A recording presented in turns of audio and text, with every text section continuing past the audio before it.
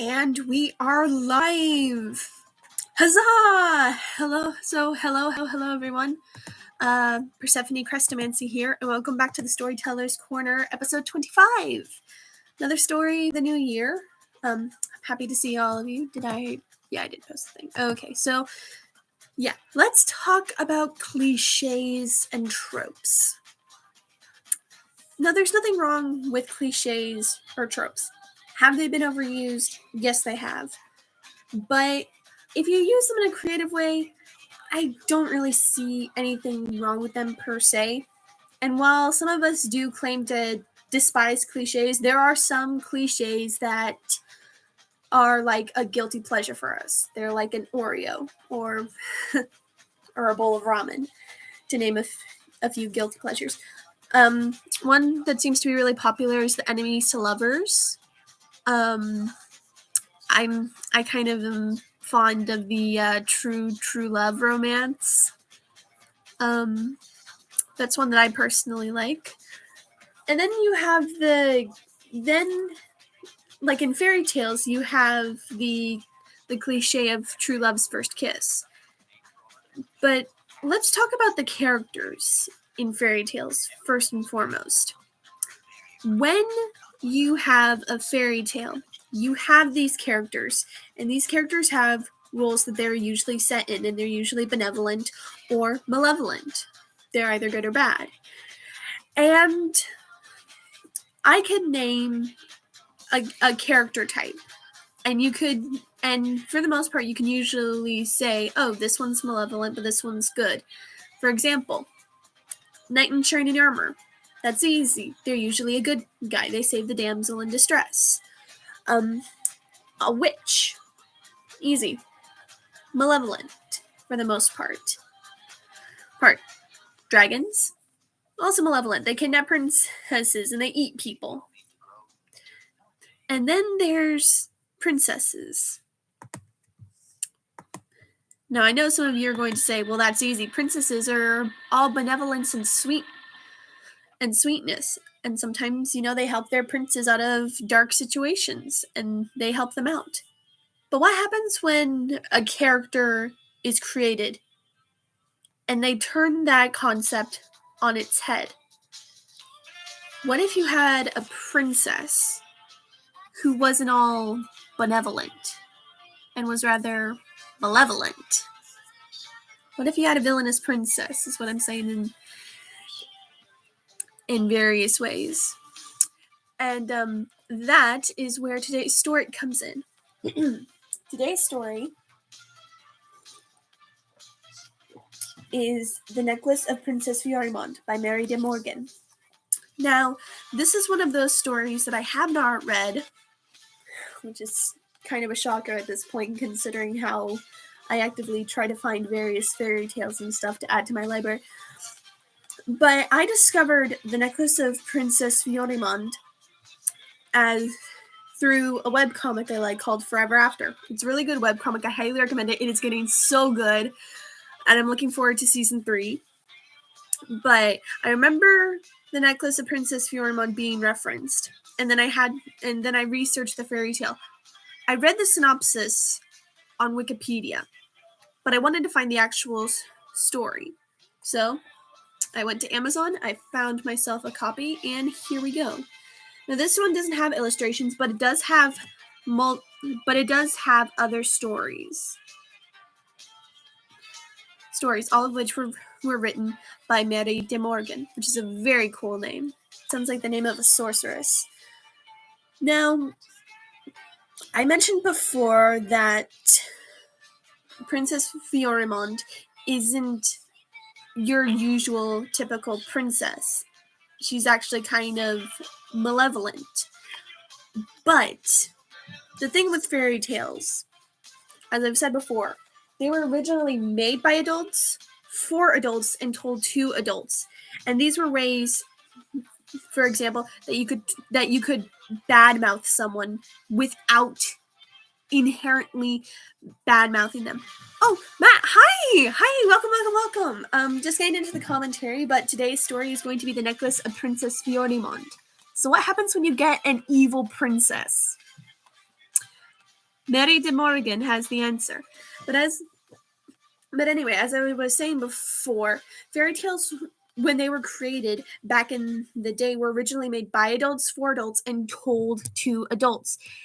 And one of the ways these were useful was that they allowed you to badmouth someone without inherently badmouthing them. And I just have to elevate my laptop a bit. Terribly sorry about that. Oh, damn, I think I remember this one. Yeah, well, you're gonna get a refresher. But yeah. So for fairy tales, they were used in multiple ways to explain certain events and to talk about certain people. And some people might find Princess Fiorimonde's character compelling and might actually see her as sort of a feminist icon, sort of, if you will. But we'll get into that in a minute. But as far as the story goes, and again, I only read the Wikipedia page, but I will be reading the entire story to you today. But it is full of magic, and yet it still could make you think. And also, I just really like the art style on here. I think this is supposed to be Fiorimonde herself, which I also apologize if I mispronounce that name. I am just pronouncing it phonetically, so you know how the way it sounds to the ear.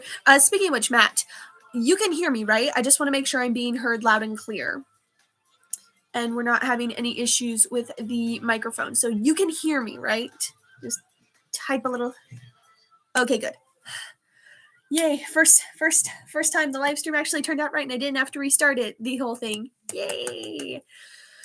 So yeah, I hope you're ready. I hope you're ready for this story, because again, I can hear your lovely storytelling voice. Oh my gosh, stop it. Hush. Anyway, but yeah, so the story of Princess Fiorimonde is definitely interesting because, again, when it comes to princesses, you usually don't see them as malevolent. You usually see them as benevolent characters. Oh. Hi, Cosmic. My cat Cosmic just came in, and I'll be right back. I'm just going to shut my bedroom door. My mom is kind of loud.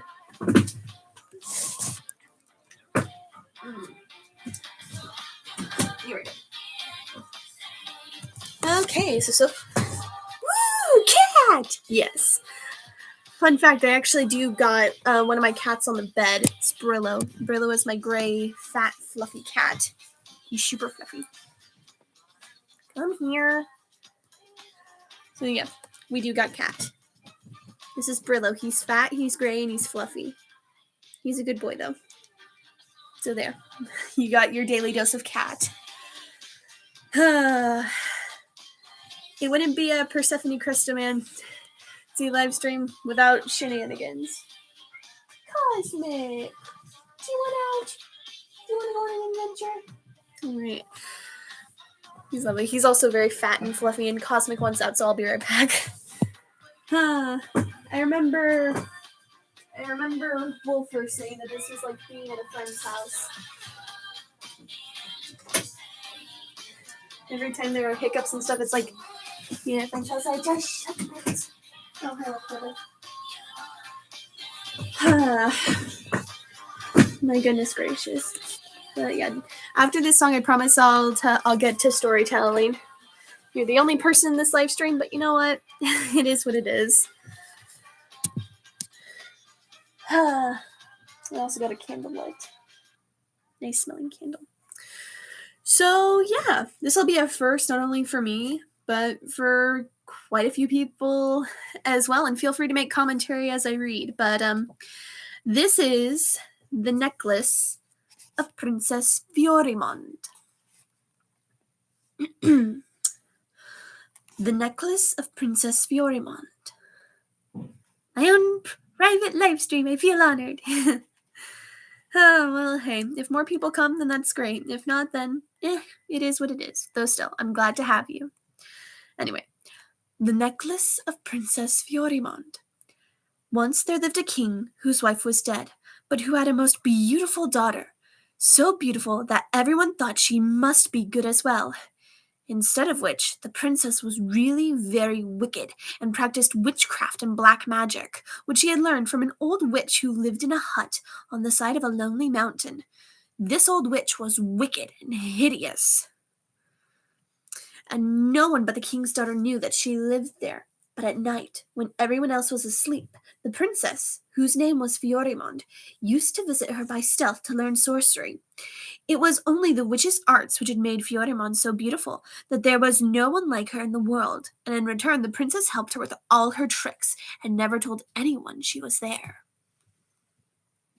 Already liking the princess. What? But she's wicked and she practices black magic. How can you like someone who does that? I mean, like, why?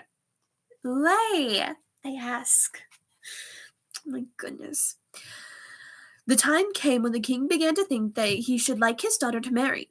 So he summoned his council and said, "We have no son to reign after our death, so we had best seek for a suitable prince to marry to our royal daughter, and then, when we are too old, he shall be king in our stead." And all the council said he was very wise, and it would be well for the princess to marry. So heralds were sent to all the neighboring kings and princes to say that the king would choose a husband for the princess who should be king after him. But when Fiorimonde heard this, she wept with rage, for she knew quite well that if she had a husband, he would find out how she went to visit the old witch and would stop her practicing magic, and then she would lose her beauty. Barely starting into the story, and I like that. I like how that is worded. It actually reminds me of The Land of Stories, which is a really good series. I highly recommend it. But I think it's book 4 or book 3, that you have this good witch, and she explains that black magic affects your appearance and makes you ugly, which I like. I like that. Sort of kind of a connection, but it also makes sense because symbolism, kind of like with the One Ring to rule them all from the Lord of the Rings. But I digress. And again, Matt, I ask, why do you like Princess Fiorimonde? It's like the dark side of the Force. Kind of, yeah. Yeah, sort of. I prefer the Tolkien reference, but each to their own. So, when night came and everyone in the palace was fast asleep, the princess went to her bedroom window and softly opened it. Then she took from her pocket a handful of peas and held them out of the window and chirped low. And there flew down from the roof a small brown bird and sat upon her wrist and began to eat the peas. No sooner had it swallowed them than it began to grow and grow and grow till it was so big that the princess could not hold it, but let it stand on the window-sill. And still it grew and grew and grew till it was as large as an ostrich. Then the princess climbed out of the window and seated herself on the bird's back, and at once it flew straight away over the tops of the trees till it came to the mountain where the old witch dwelt, and stopped in front of the door of her hut.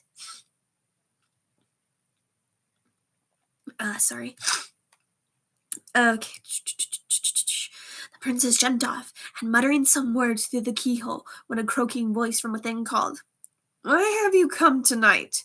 Have I not told you I wish to be left alone for 13 nights? Why do you disturb me?" "I beg of you to let me in," said the princess, "for I am in trouble and want your help."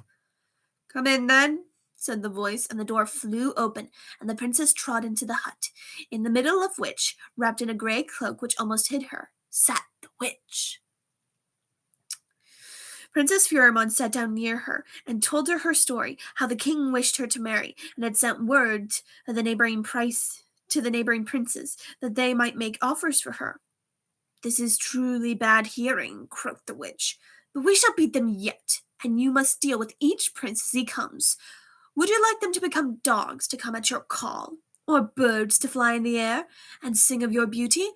Or will you make them all into beads, the beads of such a necklace as never woman wore before, so that they may rest upon your neck, and you may take them with you always?"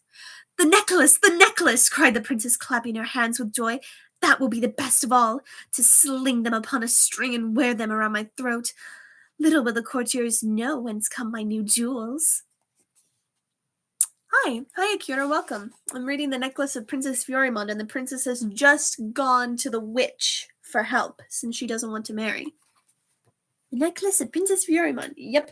We got a witch appearance. Cross that off the fairy tale bingo, or take a shot if that's your game. I think I did make a bingo card about fairy tales. And if not, I'll just make another one, but yeah. But this is dangerous play, quoth the witch, for unless you are very careful, you yourself may become a bead and hang upon the string with the others, and there you will remain till someone cuts the string and draws you off. Nay, never fear, said the princess. I will be careful, only tell me what to do, and I will have great princes and kings to adorn me, and all their greatness shall not help them. Here as well, first time catching it live. Well, hi, Knock the Doctor, welcome. I'm reading the Necklace of Princess Fiorimonde, and she's already in the process of getting her necklace, this horrible, evil princess who practices black magic and sorcery. So, Then the witch dipped her hand into a black bag which stood on the ground beside her, and drew out a long gold thread. The ends were joined together, but no one could see the joins, and however much you pulled, it would not break. It would easily go over Fiorimonde's head, and the witch slipped it on her neck, saying, Now mind, while this hangs here you are safe enough, but if once you join your fingers around the string, you too will meet the fate of your lovers, and hang upon it yourself. As for the kings and princes who would marry you, all you have to do is make them close their fingers around the chain, and at once they will be strung upon it as bright hard beads, and there they shall remain till it is cut and they drop off. This really is delightful. Oh, whoops. This is really delightful, cried the princess, and I am already quite impatient for the first to come that I may try. And now, said the witch, since you are here, and there is yet time, we will have a dance, and I will summon the guests. So saying, she took from a corner a drum and a pair of drumsticks, and going to the door began to beat upon it. It made a terrible rattling. In a moment came flying through the air all sorts of forms. There were little dark elves with long tails, and goblins who chattered and laughed, and other witches who rode on broomsticks. There was one wicked fairy in the form of a large cat with bright green eyes, and another came sliding in like a long, shining viper. This is the only story that doesn't have a media reference. Well, I mean, maybe it hasn't been read or discovered by others. I mean, there's a lot of creative potential for the fairy tales, but yeah, so just dancing with dark elves, goblins, and black cats, which I'm pretty sure that's a cat she, which is a magical black cat with a white star on its breast. Likes to steal souls. I made an episode on what kind of food they'd like. Magical jewelry! Take a shot! I got Sunny D. That's gotta count for something, so. Alrighty. Then, when all had arrived, the witch stopped drumming and, going to the middle of the hut, stamped on the floor, and a trapdoor opened in the ground. The old witch stepped through it, and it led the way down a narrow, dark passage to a large underground chamber, and all her strange guests followed, and here they all danced and made merry in a terrible way. But at first sound of the cock-crow, all the guests disappeared with a whiff, and the princess hastened up the dark passage again, and out of the hut, where her big bird still waited for her, and mounting its back, she flew home in a trice. Then, when she had stepped into her bedroom window, she poured into a cup from a small black bottle a few drops of magic water, and gave it to the bird to drink. And as it sipped, it grew smaller and smaller, till at last it had regained its natural size. Yo, Sunny D, you got the real stuff. Yeah, I do. Anyway.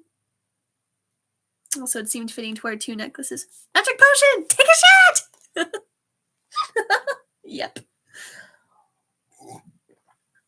It's a good thing I'm not doing this with alcohol, otherwise I would probably be tipsy. And no one needs to see that, so. Instead, we do it with juice. Okay. Okay, so bird's gone to natural size and hopped on to the roof as before. And the princess shut her window and got into bed and fell asleep, and no one knew of her strange journey or where she had been. I might be doing it with alcohol. Matt, be careful. Don't want you getting drunk. Be careful. Anyway. The next day, Fiorimonde declared to her father, the king, that she was quite willing to wed any prince he should fix upon as a husband for her, at which he was much pleased, and soon after informed her that a young king was coming from over the sea to be her husband. He was a king of a large, rich country. Oh boy, yeah. Let's see if this chain works as advertised. Let's see. A large, rich country, and would take back his bride with him to his home. He was called King Pierrot. I'm just gonna call him King Pierrot, because it's spelled weird. It's spelled Pierrot. So yeah, I'm just gonna call him Pierrot for the sake of my sanity. Great preparations were made for his arrival, and the princess was decked in her finest array to greet him. And when he came, all the courtiers said, "This is truly a proper husband for our beautiful princess," for he was strong and handsome, with black hair and eyes like sloes. And sloes, Sloes, for those who don't know, definition.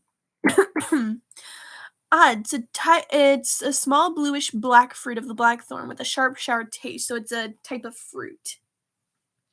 So basically, he has eyes the color of blue fruit. Charming. I take a shot for a rich prince, but it's a king. Ah, shucks. Dude, careful with that drinking. Anyway. Alrighty, it's like so. King Pierrot was delighted with Fiorimonde's beauty and was happy as the day is long, and all things went merrily till the evening before the marriage. A great feast was held, at which the princess looked lovelier than ever, dressed in a red gown, the color of the inside of a rose, but she wore no jewels nor ornaments of any kind, save one shining gold string round her milk-white throat. Symbolism with the color. When the feast was done, the princess stepped from her golden chair at her father's side and walked softly into the garden and stood under an elm tree looking at the shining moon. In a few moments, King Pierrot followed her and stood beside her, looking at her and wondering at her beauty. "Tomorrow, then, my sweet princess, you will be my queen and share all I possess. What gift would you wish me to give you on our wedding day?" "I would have a necklace wrought of the finest gold and jewels to be found, and just the length of this gold cord which I wear round my throat," answered Princess Fiorimonde. "Why do you wear that cord?" asked King Pierrot. "It has no jewel nor ornament about it." "Nay, but there is no cord like mine in all the world," cried Fiorimonde, and her eyes sparkled wickedly as she spoke. I can't speak. "It is as light as a feather and stronger than an iron chain. Take it in both hands and try to break it, that you may see how strong it is." And King Pierrot took the cord in both hands to pull it hard, but no sooner were his fingers closed around it than he vanished like a puff of smoke, and on the cord appeared a bright, beautiful bead, so bright and beautiful as was never bead before, clear as crystal, but shining with all colors, green, blue, gold. Princess Fiorimonde gazed down at it and laughed aloud. "Ha ha! My proud lover, are you there?" she cried with glee. "My necklace bids fair to be all others in the world," and she caressed the bead with the tip of her soft white finger, but was careful that they did not close round the string. Then she returned to the banqueting hall and spoke to the king.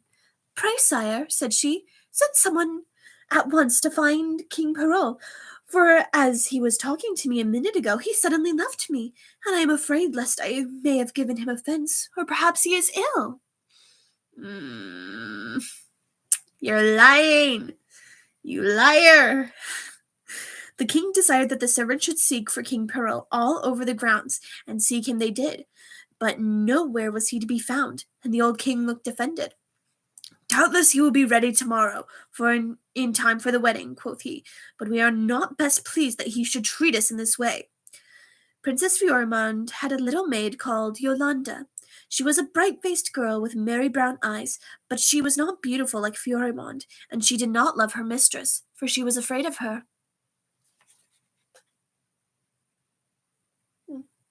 Candle still burning. Dang. Maid, take a shot!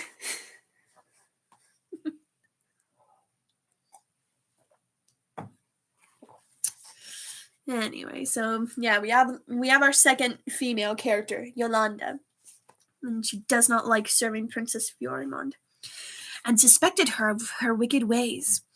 When she undressed her that night, she noticed the gold cord and the one bright bead upon it. And as she combed the princess's hair, she looked over her shoulder into the looking-glass, and saw how she laughed, and how fondly she looked at the cord, and caressed the bead again and again with her fingers. "That is a wonderful bead on your highness's cord," said Yolande, looking at its reflection in the mirror. "Surely it must be a bridal gift from King Perrault." "And so it is, little Yolande," cried Fiorimonde, laughing merrily, "and the best gift he could give me.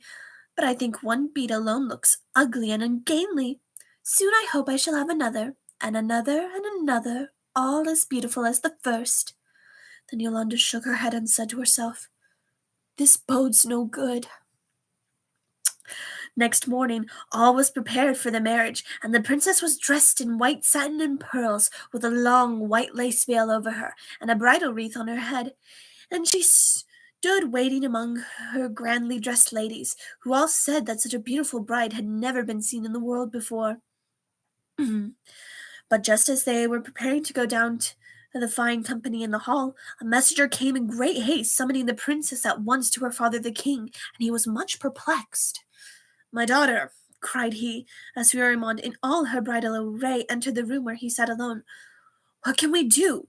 King Perrault is nowhere to be found. I fear lest he may have been seized by robbers, and basely murdered for his rich clothes, or carried away to some mountain and left there to starve. My soldiers are gone far and wide to seek him, and we shall hear of him ere the day is done. But where there is no bridegroom, there can be no bridal."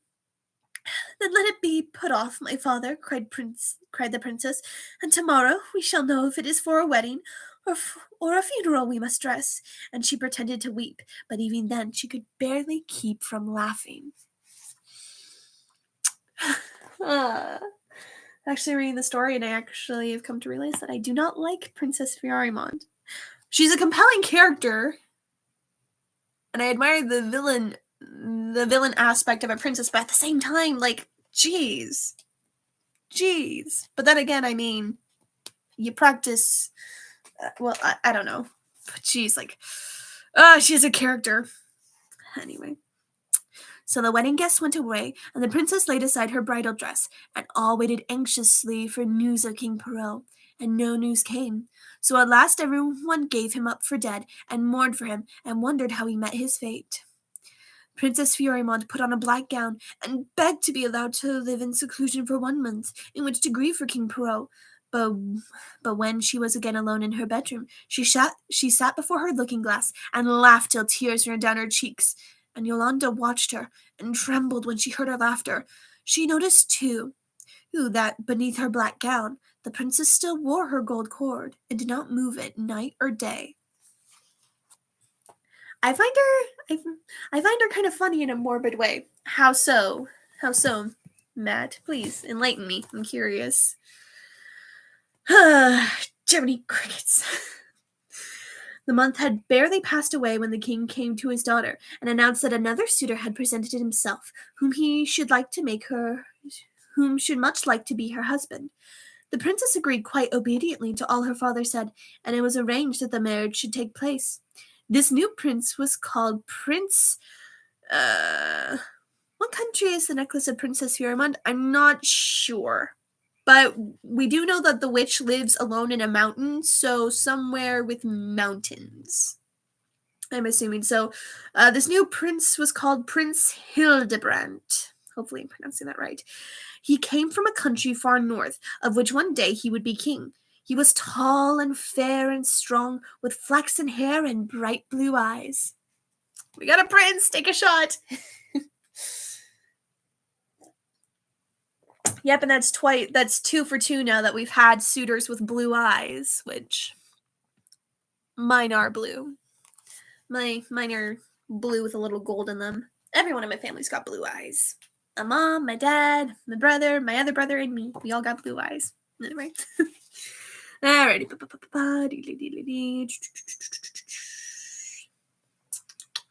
Okay.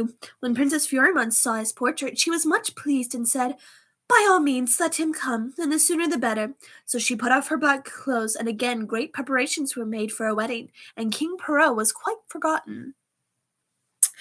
Prince Hildebrand came, and with him many fine gentlemen, and they brought beautiful gifts for the bride. The evening of his arrival all went well, and again there was a grand feast, and Fiorimonde looked so beautiful that Prince Hildebrand was delighted, and this time she did not leave her father's side, but sat by him all the evening. Early next morning at sunrise, everyone was still sleeping. The princess rose and dressed herself in a plain white gown and brushed all her hair over her shoulders and crept quietly downstairs to the palace gardens. And then she walked on till she came beneath the window of Princess Hildebrand's room. And here she paused and began to sing a little song as sweet and joyous as a lark's.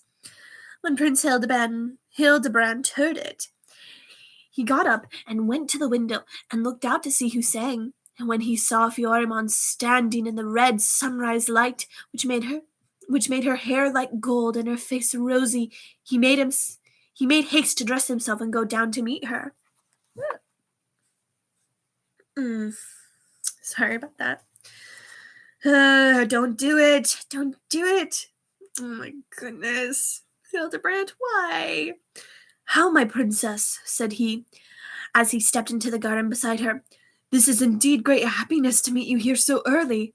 Tell me, why do you come out at sunrise to sing by yourself?"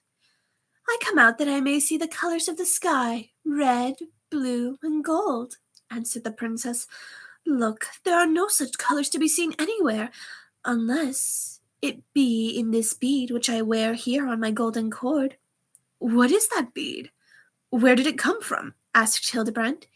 "It came from over the sea, where it shall never return again," answered the princess, and again her eyes began to sparkle with eagerness, and she could scarcely conceal her mirth.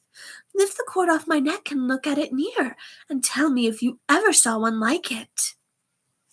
Singing princess, take a shot! Oh my gosh, Mike, calm down. If this keeps up, though, I may need to bring the entire jug of Sunny D back to my bedroom. At least for this live stream, so... Hildebrand put out his hand and took hold of the cord, but no sooner were his fingers closed round it than he vanished, and a new bright bead was slung next to the first one on Fiorimonde's chain. And this was I'm getting freaking tongue-tied, I'm sorry. And this one was even more beautiful than the other. The princess gave a long, low laugh, quite terrible to hear. "Oh, my sweet necklace," cried she, "how beautiful you are growing!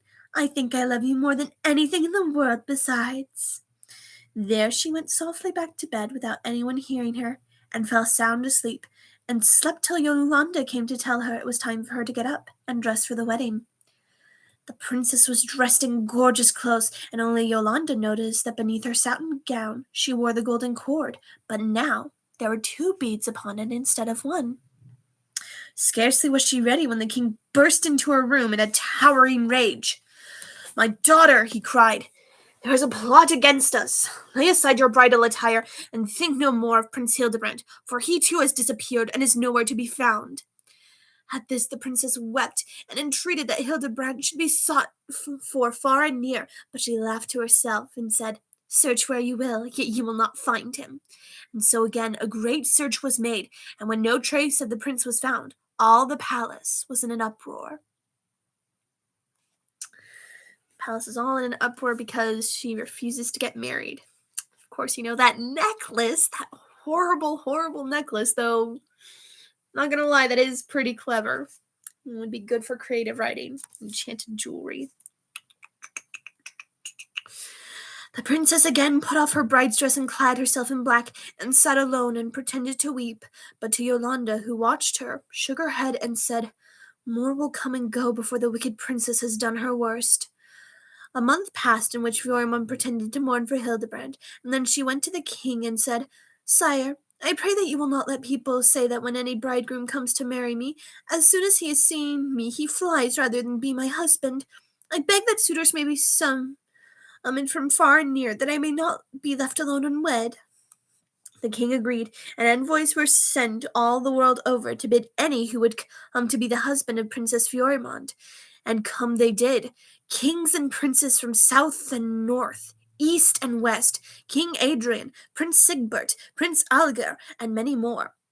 But though all went well till the wedding morning, when it was time to go to the church, no bridegroom was to be found. The old king was sadly frightened, and would fain have given up all hope of finding a husband for the princess. And now she implored him with tears in her eyes not to let her be disgraced in this way. And so suitor after suitor continued to come, and now it was known far and wide that whoever had come to ask for the hand of Princess Fiorimonde vanished, and was seen no more of men.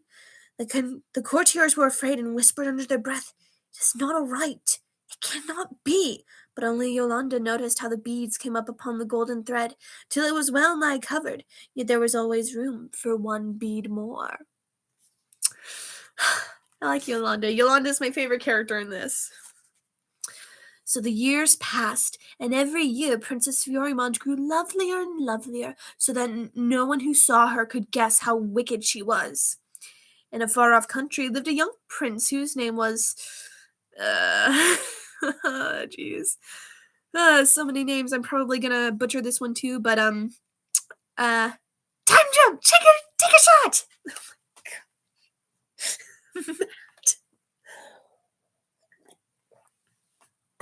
Still though, let's see. Can I pronounce this name right? I'm probably gonna butcher it. Whose name was Florestan. Florestan.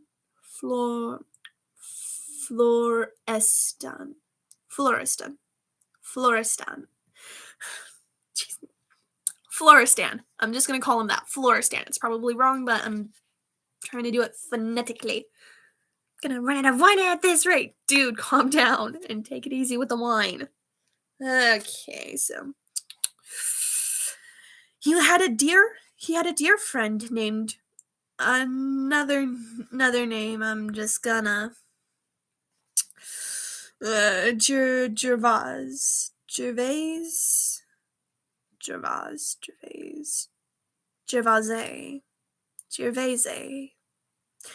I'm just gonna call him Gervais. The name is just spelled so. Animal friend, you know the drill. Since when was there an animal friend? Unless you count the bird that Princess Fiorimonde used to take her to the witch. It's only if you be specific on the animal friend, though. Still. Florestan. He had a dear friend named Gervais, whom he loved better than anyone in the world. Gervais was tall and broad and stout of limb, and he loved Prince Florestan so well that he would gladly have died to serve him. Oh, I thought you meant dear friend. No, dear as in, yeah. So we got brothers, and it's more brothers in arms. Kind of like the friendship between Samwise and Frodo. That's what this friendship is like. So. It chanced that Prince Florestan saw a portrait of Princess Fiorimonde, and at once swore he would go to her father's court and beg that he might have her for his wife. And Gervais in vain tried to dissuade him. "There is an evil fate about the Princess Fiorimonde," quoth he. "Many have gone to marry her, but where are they now?" "I don't know or care," answered Prince Florestan, "but this is sure that I will wed her and return here, and bring my bride with me." Like beheaded or drowning? I've realized that now. What do you mean? Oh, evil fate about the Princess Fiorimonde. Oh, no, Akira. They mean it's the necklace. Remember her necklace? If a guy touches the cord, they turn into a bead on her necklace. That's the evil fate. Though, of course, no one knows that the necklace is magic except Yolanda. And so, yeah. Alrighty. So he set out for Fiorimonde's home, and Gervase went with him with a heavy heart. When they reached the court, the old king received him and welcomed them warmly, and he said to his courtiers, "Here is a fine young prince to whom we would gladly see our daughter wed. Let us hope that this time all will be well." But now, Fiorimonde had grown so bold that she scarcely tried to conceal her mirth. "I will gladly marry him tomorrow, if he comes to the church," she said. "But if he is not there, what can I do?" And she laughed long and merrily, till those who heard her shuddered. Wow, she's literally just becoming about as subtle as a chainsaw, as my dad likes to say. Dang. When the princess's ladies came to tell her that Prince Florestan was arrived, she was in the garden lying on the marble edge of a fountain, feeding the goldfish who swam in the water. Hey! Reference to the picture. She is feeding goldfish on the cover. Nice. Neat. So, alrighty. "Bid him come to me," she said, "for I will not go any more in state to meet any suitors, neither will I put on grand attire for them. Let him come and find me as I am, since all find it so easy to come and go." So her ladies told the prince that Fiorimonde waited for him near the fountain. She did not rise when he came to where she lay, but his heart bounded for joy, for he had never in his life beheld such a beautiful woman. Goldfish! Hooray! Yes, goldfish in the fountain, though, still. She may look pretty, but she's not pretty on the inside. So, yeah. She wore a thin, soft white dress which clung to her lithe figure. Her beautiful arms and hands were bare, and she dabbled with them in the water and played with the fish. Her great blue eyes were sparkling with mirth, and were so beautiful that no one noticed the wicked look hidden in them. And on her neck lay the marvelous, many-colored necklace, which was itself a wonder to behold. "You have my best greetings, Prince Florestan," she said, "and you too would be my suitor. Have you thought well of what you would do, since so many princes who have seen me have fled forever rather than marry me?" And as she spoke, she raised her white hand from the water and held it out to the prince, who stooped and kissed it, and scarcely knew how to answer her for bewilderment at her great loveliness. Gervase followed his master at a short distance, but he was ill at ease and trembled for fear of what should come. "Come, bid your friend leave us," said Fiorimonde, looking at Gervase, and sit beside me, and tell me of your home, and why you would wish to marry me, and all pleasant things." Ugh.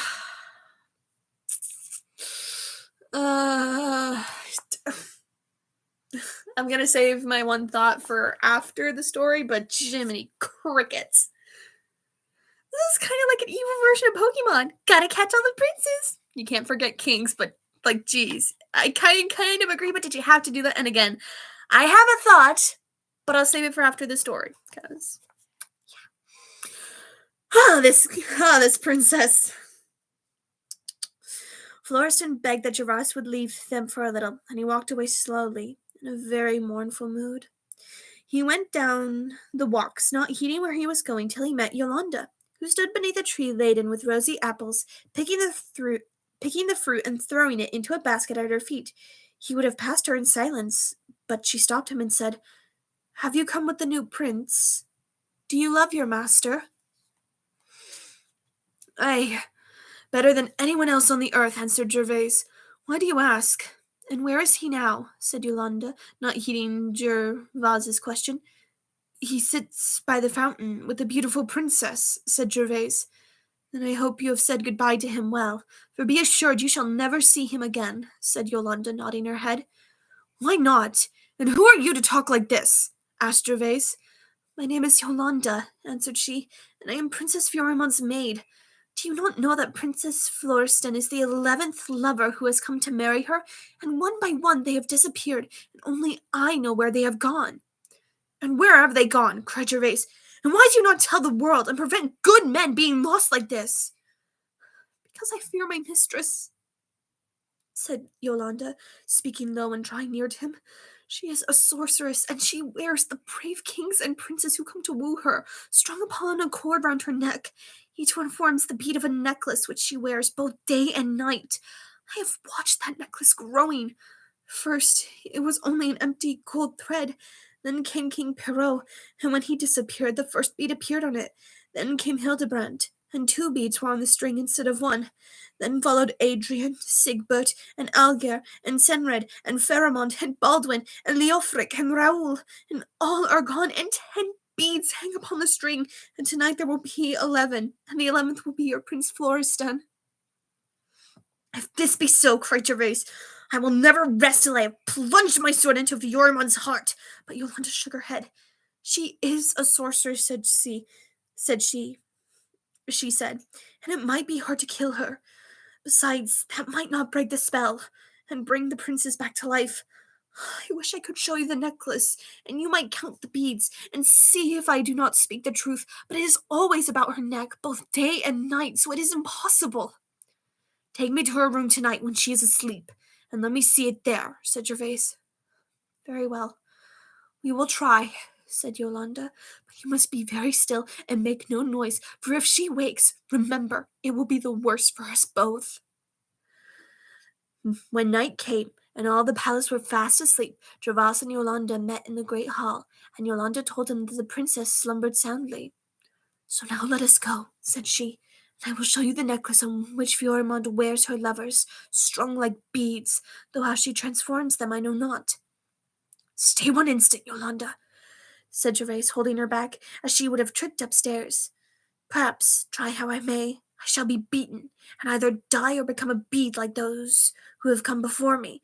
But if I succeed and rid the land of your wicked princess, what will you promise me for a reward?" "What would you have?" asked Yolanda. I would have you say you will be my wife, and come back to me to my own land," said Gervais. "That I will promise gladly," said Yolanda, kissing him, "but we must not speak or think of this till we have cut the cord from Fiorimonde's neck, and all her lovers are set free." That was quick. Well, I mean, hey, it's a fair enough price, and Gervais seems like a good guy. He hears that his prince, whom he serves, is going to be turned into a bead on the necklace, and Gervais immediately pulls out a dagger. He's like, "Alrighty, let's do this." But ready to commit a fight. But ready to commit a violence. A well-justified violence, but still. And he's got Yolanda helping him, and Yolanda seems like a very good girl. Again, the only reason why she didn't tell anyone was because she was scared of Fiorimonde. Frankly, I can't blame her, so... So they went softly up the princess's room, Yolanda holding a small lantern, which gave only a dim light. There, in her grand bed, lay Princess Fiorimonde. They could just see her by the lantern's light, and she looked so beautiful that Gervais began to think that Yolanda spoke falsely when she said she was so wicked.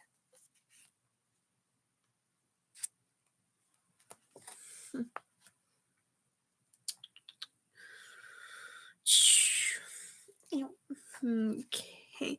Her face was calm and sweet as a baby's. Her hair fell in ruddy waves on the pillow. Her rose lips smiled, and little dimples showed in her cheeks. Her soft white hands were folded amidst the scented lace and linen of which the bed was made. Gervais almost forgot to look at the glittering beads hung round her throat, in wondering at her loveliness, but Yolanda pulled him by the arm. "Do not look at her," she whispered softly, "since her beauty has cost dear already.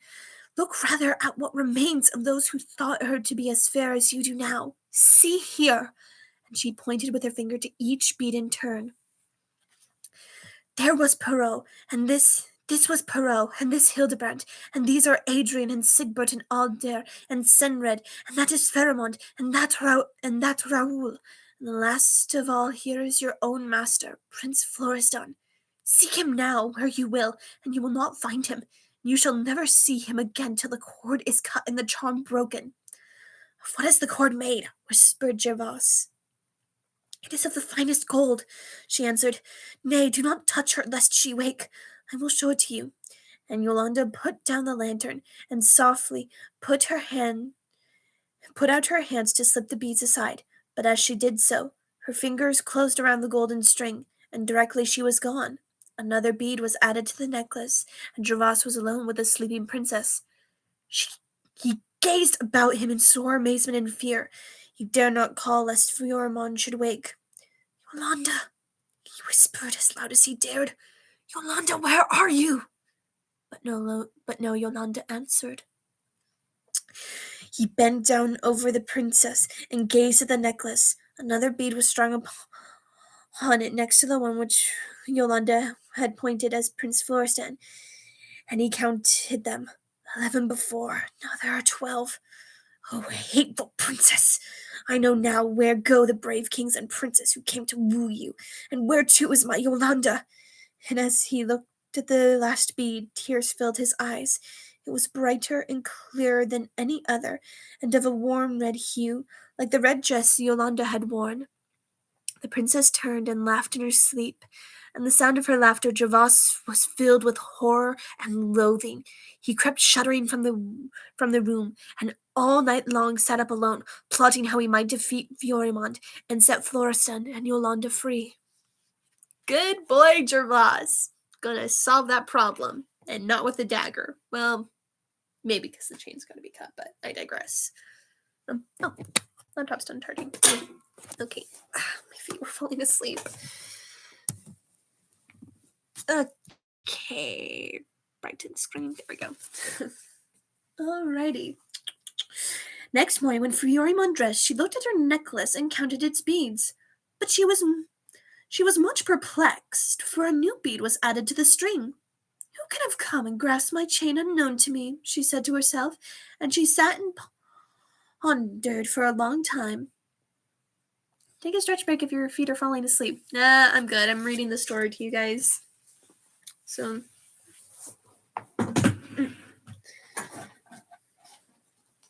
besides, I just had my legs crossed for too long is all. Alright, so. She sat and pondered for a long time. At last she broke into weird laughter. At any rate, whoever it was is fitly punished, quoth she. My brave necklace, you can take care of yourself, and if anyone tries to steal you, they will get their reward and add to my glory. In truth, I may sleep in peace and fear nothing. To quote Peter and the Wolf, look out, please, for overconfidence. It's falling asleep again. The day passed away, and no one missed Yolanda. Towards the sunset, the rain began to pour in torrents, and there was such a terrible thunderstorm that everyone was frightened. The thunder roared, the lightning gleamed, flash after flash. Every moment it grew fiercer and fiercer. The sky was so dark that, save for the lightning's light, nothing could be seen. But Princess Fiorimonde loved the thunder and lightning. She sat in a room high up in one of the towers, clad in a black velvet dress, as she watched the lightning from the window, and laughed at each peal of thunder. In the midst of the storm, a stranger, wrapped in a cloak, rode to the palace door, and the ladies ran to tell the princess that a new prince had come to be her suitor, and he will not tell his name. Honestly, I love thunder and lightning too. I mean, I like my storms too. I mean, I ran around in storms when I was a kid. It was fun. Sheets of rain, the smell of ozone in the air. It's a trip. I enjoy it. Anyway. Would not tell his name, said they. But he says he bears that all are bidden to ask for the hand. But he says he hears that all are bidden to ask for the hand of Princess Fiorimonde, and he too would try his good fortune. Let him come at once, cried the princess. Be he prince or knave, what care I? If princes all fly from me, it may be better to marry a peasant.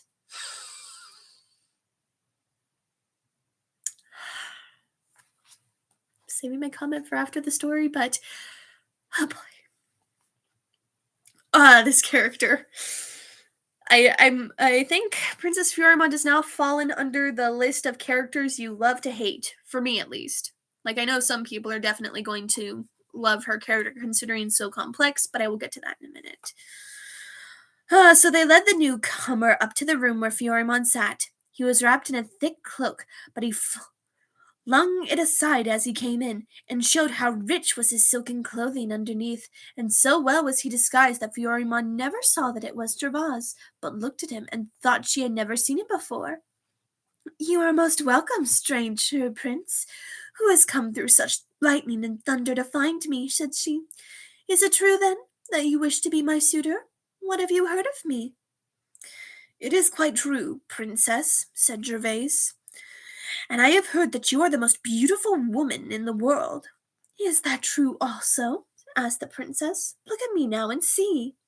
Gervase looked at her, and in his heart he said, "It is quite true, O wicked princess. There was never woman as beautiful as you, and never before did I hate a woman as I hate you now." But aloud he said, "No, princess, that is not true. You are very beautiful, but I have seen a woman who is fairer than you, for all that your skin looks ivory against your velvet dress, and your hair is like gold." "A woman who is fairer than I!" cried Fiorimonde, and her breast began to heave, and her eyes to sparkle with rage, for never before had she heard such a thing said. "Who are you who dares come and tell me of women more beautiful than I am?"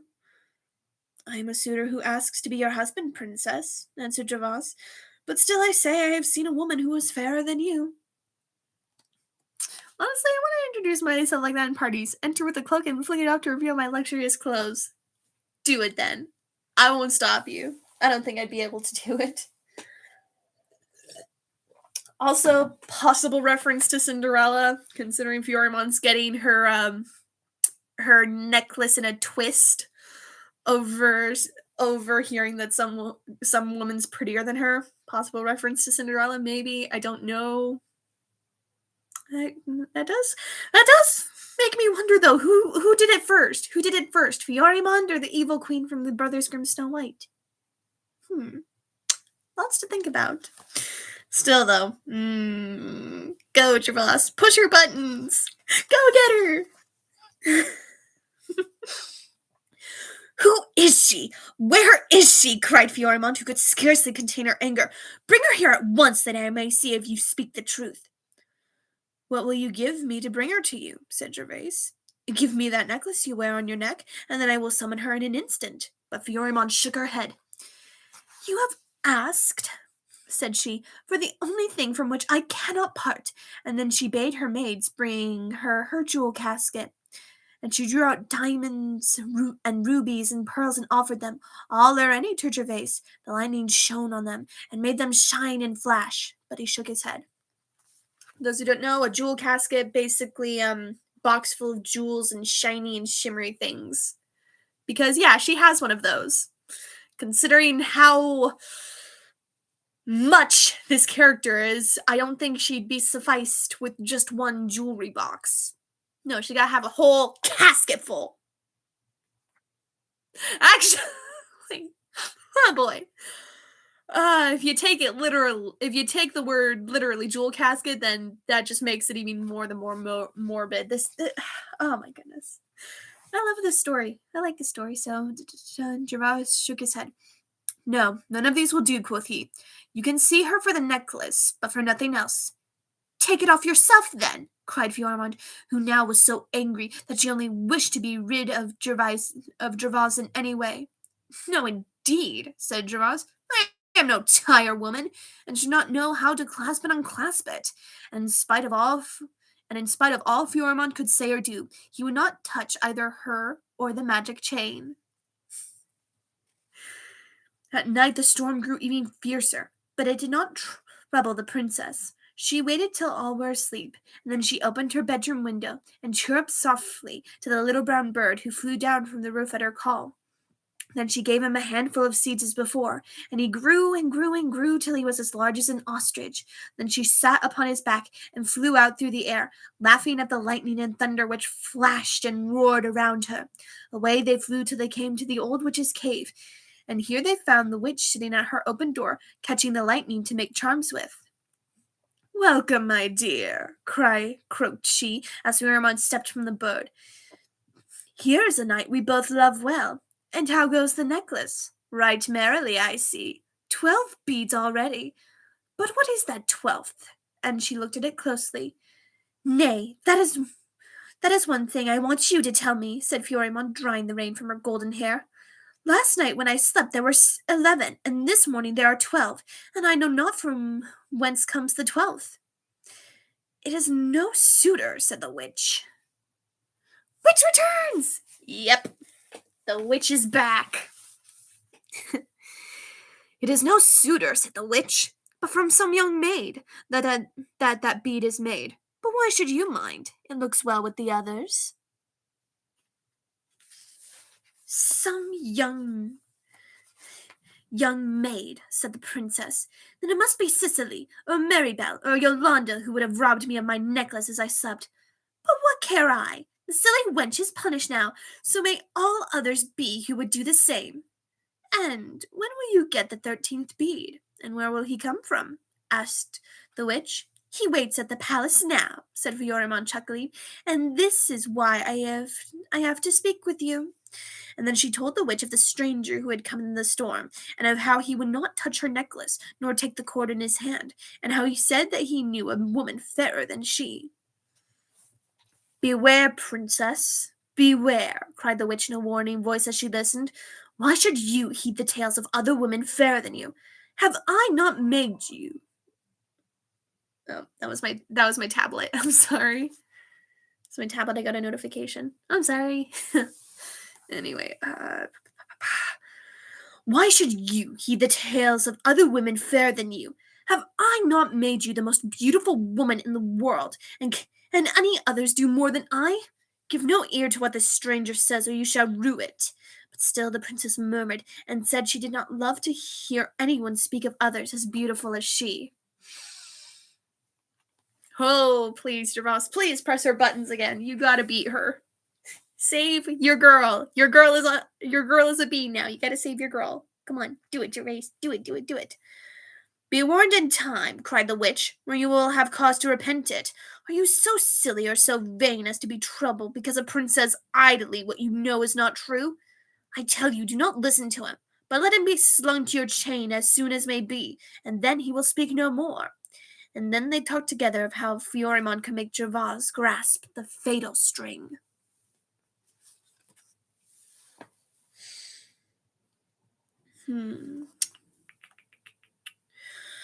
Next morning, when the sun rose, Gervais started off into the woods, and there he plucked acorns and haws and hips, and strung them onto a string to form a rude necklace. This he hid in his bosom, his pocket. I miss Lucy the Dillahunt. She's still on my YouTube channel. You just gotta find her. I've been making a bunch of new videos recently. Let's see. Rude necklace. This he hid in his bosom and then went back to the palace without telling anyone. When the princess rose, she dressed herself as beautifully as she could and braided her golden locks with great care, for this morning she meant her new suitor to meet his fate. After breakfast, she stepped into the garden where the sun shone brightly and all looked fresh after the storm. Here from the grass, she picked up a golden ball and began to play with it. Go to our new guest, cried she to her ladies, and ask him to come here and play at ball with me. So they went, and soon they returned, bringing Gervais with them. Good morrow, prince, cried she. Pray, come and try your skill at this game with me. And you, she said to her ladies, do not wait to watch our play, but each go your way, and do what pleases you best. So they all went away, and left her alone with Gervais. Well, prince, she cried as they began to play, what do you think of me by morning light? Yesterday, when you came, it was so dark, with thunder and clouds, that you could scarcely see my face. But now that there is bright sunshine, pray look well at me, and see if you do not think me as beautiful as any woman on earth. And she smiled at Gervais, and looked so lovely as she spoke that he scarce knew how to answer her. But he remembered Yolande and said, Doubtless you are very beautiful, but why should you mind my telling you that I have seen a woman lovelier than you? At this, the princess began to be angry, but she thought of the witch's words and said, Then, if you think there is a woman fairer than I, look at my beads, and now that you see their colors in the sun, say if you have ever ever saw such jewels before. It is true I have never seen beads like yours, but I have a necklace here which pleases me better. And from his pocket he drew the haws and acorns which he had strung together. Come on, Gervais, you're getting her.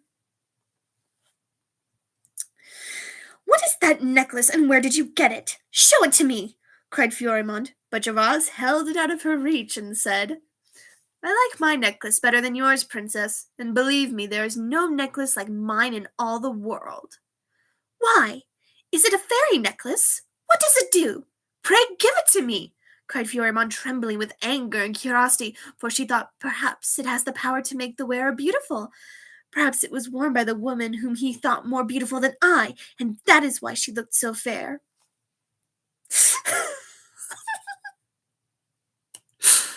Go get her!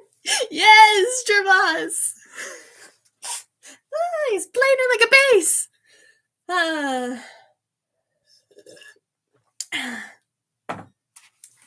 Still, though, you got a witch necklace and a fairy necklace. I mean, we know it's not a fairy necklace, though, still. Interesting for creative writing material. Come, now we'll make a fair exchange, said Gervais. Give me your necklace, and you shall have mine. And when it is round your throat, I will truthfully say that you are the fairest woman in the world. But first, I must have your necklace. Take it, then, cried the princess, who in her rage and eagerness forgot all else, and she seized the string of beads to lift it from her neck. But no sooner had she taken it in her hands than they fell with a rattle to the earth, and Fiorimonde herself was nowhere to be seen. Gervais bent down over the necklace as it lay on the grass with a smile, counted 13 beads, and he knew that the 13th was the wicked princess, who had herself met the evil fate she had prepared for so many others. Quote a YouTuber are like, got her! Finally! We got her, boys!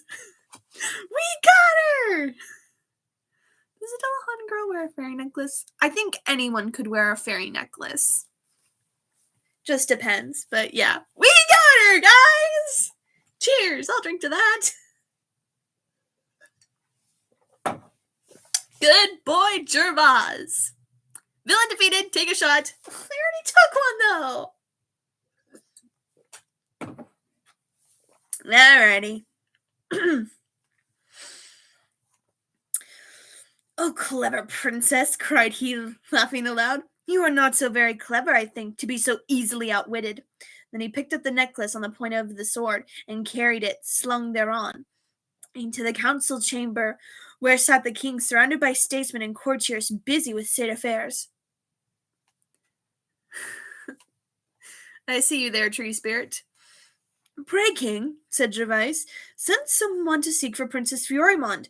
A moment ago she played with me at ball in the garden, and now she is nowhere to be seen. The king desired that the servants should seek her royal highness, but they came back saying she was not to be found. Then let me see if I cannot bring her to you. But first, let those who have been longer lost than she come and tell their own tale. And so saying, Gervais let the necklace slip from his sword onto the floor, and taking from his breast a sharp dagger, I'm going to make a fairy necklace myself after this. Send me pictures, Matt. I want to see how that turns out. It's probably going to be really pretty. Prettier than Fiorimonde's necklace, I dare say. So basically from his coat pocket, he draws sharp dagger. A sharp dagger proceeded to cut the golden thread on which the beads were strung, and as he clave it in two, there came a mighty noise like a clap of thunder. Unsure how to send you pictures. You can do it on Discord. I have a Discord, or you could send me comment on one of my videos, and I'll send you the link to my Discord, or I'll send it here when I get the chance. So yeah. Now, cried he, look and see King Perrault who was lost. And as he spoke, he drew from the cord a bead, and King Perrault, in his royal clothes, with his sword at his side, stood before them. Treachery! He cried, but ere he could say more, Gervais had drawn off another bead, And King Hildebrand appeared, and after him came Adrian, and Sigbert, and Alger, and Senred, and Fairmont, and Raoul. And last of the princes, Gervais' own dear Master Florestan, and they all denounced Princess Fiorimonde and her wickedness. And now, cried Gervais, here is she who has helped save you all. And he drew off the 12th bead, and there stood Yolande in her red dress. And when he saw her, Gervais flung away his dagger and took her in his arms, and they wept for joy. Blasphemy! It can't be better than that necklace! It will be, though, because Matt's making it, and the chain will no longer be enchanted. So, tree spirit in a hamster voice. Blasphemy!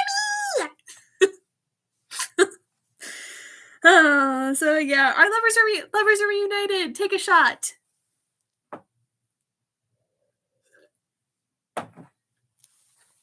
Anyway, the king and all the courtiers sat pale and trembling, unable to speak for fear and shame.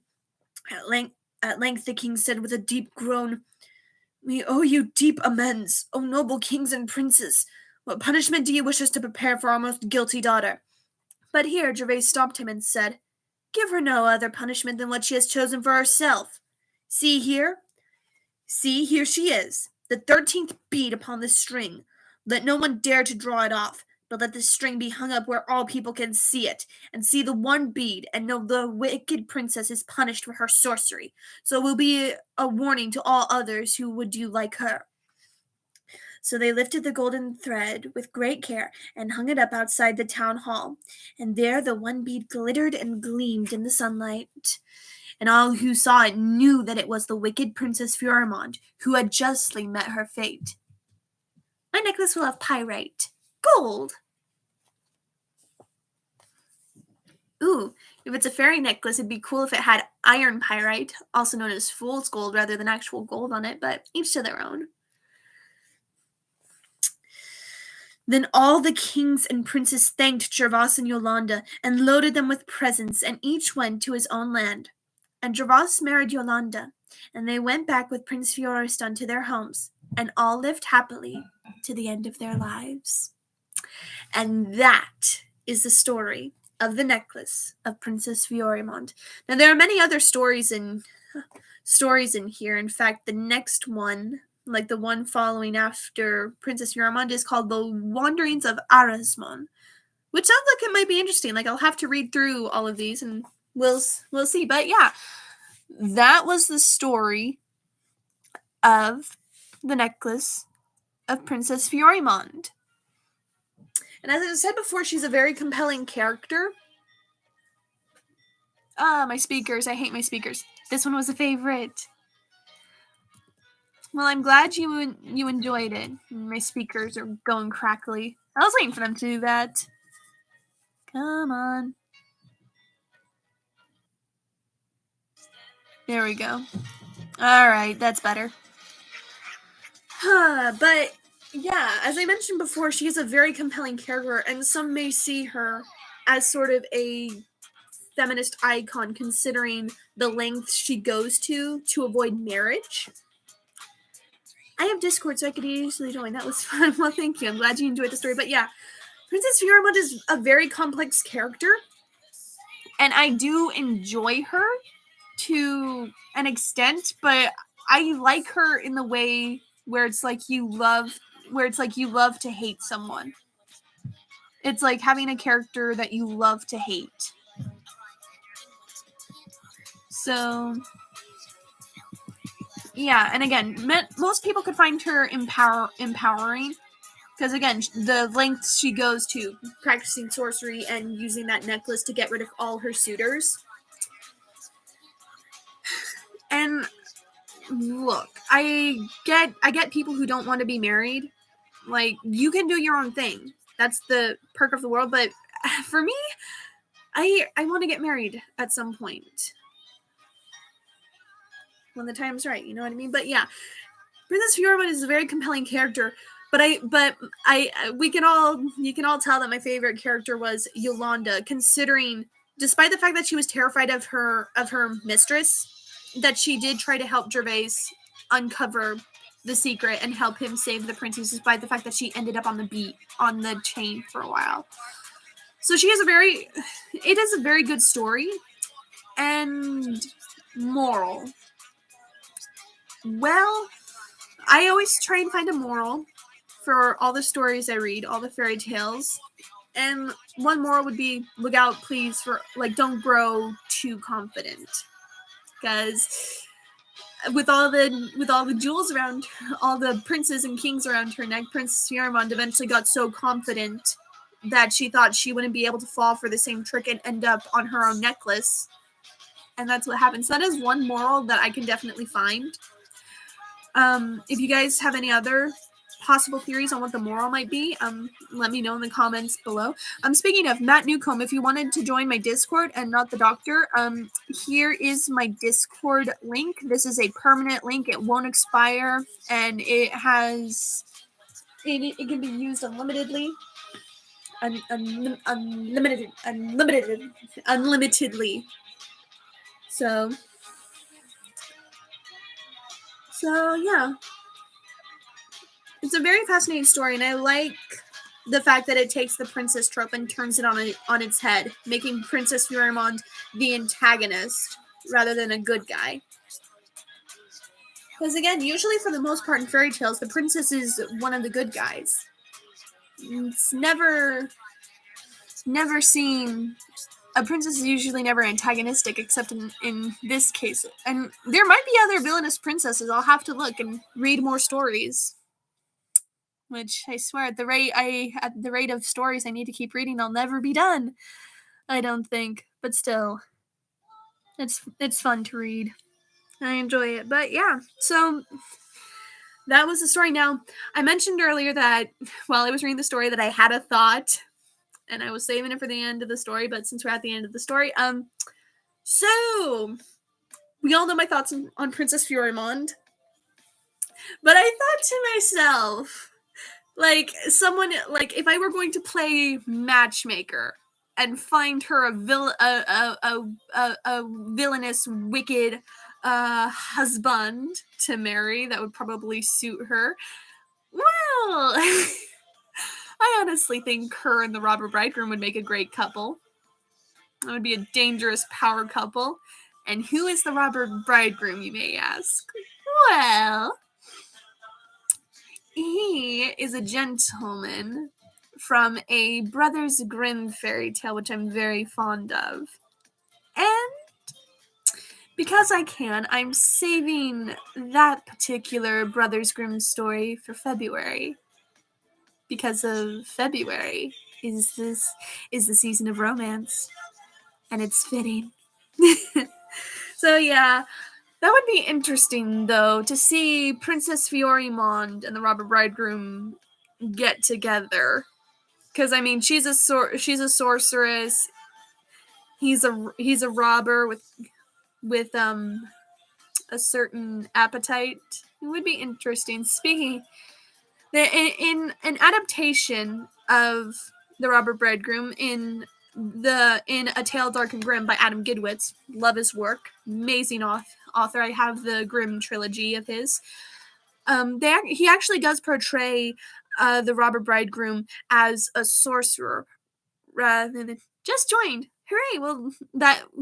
You're able to send pictures there on Discord. So yeah, do let me know how your fairy necklace turns out, because I'd love to see what it looks like. And again, I bet it'll be even prettier than Princess Fiorimonde's necklace of cursed princes.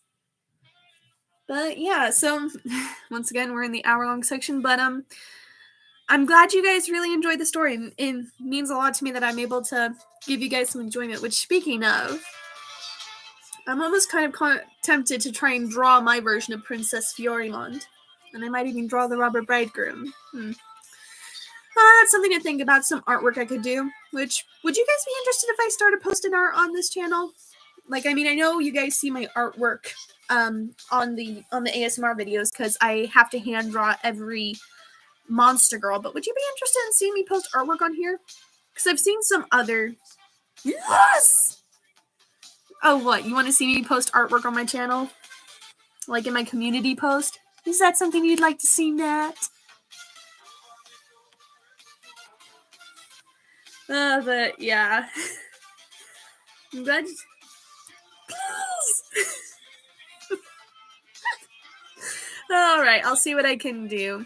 I mean, I already technically do that, but then again, that's artwork for ASMR videos, so I'll try and do some non-ASMR related artwork in the future. We'll see. But yeah, so February, somewhere in February at least, I will read the Robber Bridegroom fairy tale by the Brothers Grimm, which will certainly be fun. I don't know what story I'll read next though. When I get another set of free days off. These gloves are slippy. My goodness. I wanted to dress nice for the story, and this seemed fitting. Plus, it also seemed fitting to our 2 necklaces. So, yeah, I'll see what I can do once the song finishes. I'll end the live stream. But yeah, thank you so much for coming to the live stream. I'm glad you guys enjoyed the story. It always makes me happy that I'm able to entertain you guys and that you guys enjoy the content I put out, be it an ASMR or a live stream. And I'm gonna try and get some more monster cuisine in this channel. I have that one video that I did. If you have suggestions on how I could format the monster cuisine videos, let me know in the comments below. And yeah. Oh my goodness. But yeah. I enjoy these live streams. I like hanging out with you guys and reading stories. And yeah, no, my cats are here. Hi, October. Good October. But yeah, that about sums it up. Take care. Have a nice day and weekend. Thank you as well. Thank you so much for watching, and I'll see you all in the next one. Bye. That a boy, Gervais. That a boy, Gervais. We got her. Got her.